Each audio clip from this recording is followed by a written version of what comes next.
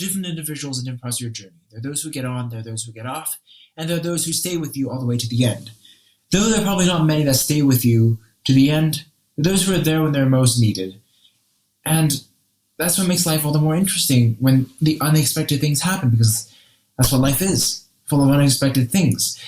But, of course, though I realize I'm only 17 years old, I'm telling you about the nature of life, I know that events occur and people appear in your life unexpectedly, and that's what makes life all the more meaningful, though it may not appear that way in the moment. I grew up in quite a busy family where everyone's either an entrepreneur, part of the family business, or going to school, and that's still true to today. And because of that, sometimes I felt as if I'm quite alone. And in these circumstances, I've actually quite realized and appreciated others' company going forth. And my mother's the prime example of this busy family, because as a single mother, she has to raise me, take care of me, as well as build her company, which will support both of us. And in growing up, she would always be late in picking me up, and because she was always occupied, and thus there would be individuals who waited and took bits of their every day and sat with me until my mother was able to pick me up, or be able to take me home themselves when my mother wasn't able to. And that really shown compassion to me in a very different way, in a very different perspective, of these individuals that took bits of their every day to spend with me.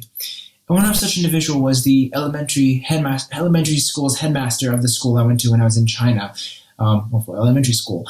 And during that time, I would visit her after school. And recently, after visiting her again, she told me of these stories where I would walk up to her office during after-school hours, and faculty would ask me, why am I up in faculty offices during after-school hours? And I would tell them I'm there to find Huang Mama.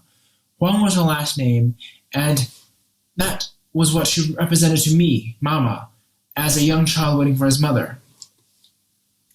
And it made me realize that though this may be an experience among many that impacted me in a variety of different ways from others' compassion, it lasted in her memory because it's something that touched her nonetheless, and maybe much more than how it felt to me. And it truly made me have the recognition that when we're truly compassionate and kind towards one another, the experience of the memory may be much more memorable for you than maybe the receiver of your compassion. And this compassion and generosity carry more into life as I interact with different individuals of different backgrounds. And in those moments, I really come to learn and appreciate them. In grade 7, my friend and I, as stupid teenagers do, we played on our computers after school on computer games. And because of that, unknowingly for us, my advisor was walking past us. And of course, the dramatic irony is we're likely getting in trouble. But my advisor said most unusual thing of, if you lower your computer screen just a bit more, you're not going to get caught. And we were so shocked and, of course, horrified because we didn't know he was there. And we thanked him, but nonetheless, it made me recognize that different individuals and events happen unexpectedly, and people act for others' benefit in these unexpected times. And it makes life all the more intriguing. And through that, I also recognize that he appreciated my childishness as well as resonating with my 13-year-old self. And furthermore, it gave me also the recognition that when you're really being compassionate towards one another, being compassionate towards others, you're not only acknowledging them, but you're metaphorically living through them. And of course, that's definitely true as life carries on. In my first year at Boston, for my high school education in Boston, I had the new experiences of being alone for a long period of time without family, and that caused a lot of homesickness and responsibility issues that I never thought would be an issue for me in the second half of the year. And something that kept me going was the hope that I could finally go home and meet my family. But unknowingly for me, that day was a very memorable day for me. And the last day when I could finally go home, that is, away from the stress and everything, my visa was actually expiring, unknowingly for me.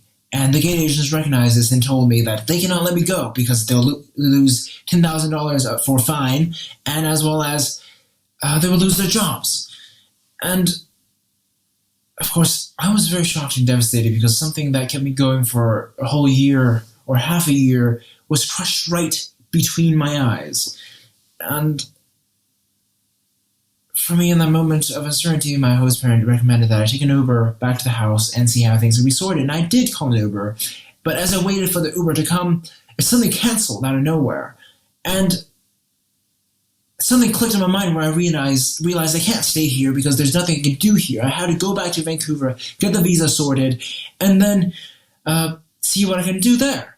So I ran back, bought a ticket to Vancouver. On the flight to Toronto that was originally planned for the flight to China, before the flight to China, was going apparently to Vancouver.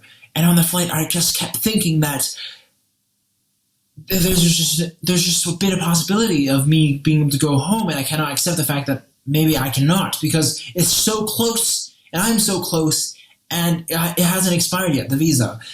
And as the plane landed, I ran straight for the nearest help desk, and this very kind lady calmly looked at me and listened to my story and took my visa and took my passport and saw my visa and read through everything, talked to her advisor. While I was very nervous and trying to not to lose hope, she calmly gone through everything and then said to me, which she shocked me also in saying, that if I'm not mistaken, I believe you have 180 days after entry before this date. And I was so shocked because there's hope that I can actually go home. And so she, of course, while she was sorting through all the luggage to get my luggage back to the flight on to China, as well as canceling my flight to Vancouver, I thought whatever superficial way whatever way I can actually try to thank her. And superficially, I should offer whatever Canadian dollars I had. But she said to me something that lasted in my memory to this day, which was, seeing you so happy and so relieved as I helped you is thank you enough. And though I may never meet this lady again, I recognize that in these moments when others show compassion, especially when they're most needed, have a lasting impact in our lives. And those of us still persevering and importantly helping others do so because of the compassion others have shown to us in these moments that has inspired us to this day. And life, of course, is a complex puzzle, and we only connect and learn from something when there's a message that we feel are bigger than ourselves. Of course, there's a saying that those who you surround yourself with are a reflection of who you are. But as we get older, those who we surround ourselves with are also those who we attract. And this only happens because of the interactions and pieces of individuals I've now come to define who we are as well. And of course, only when we truly live through each other, connect to each other, and compassionately benefit each other can we bring a sense of fulfillment to ourselves and attract those who we admire into our lives.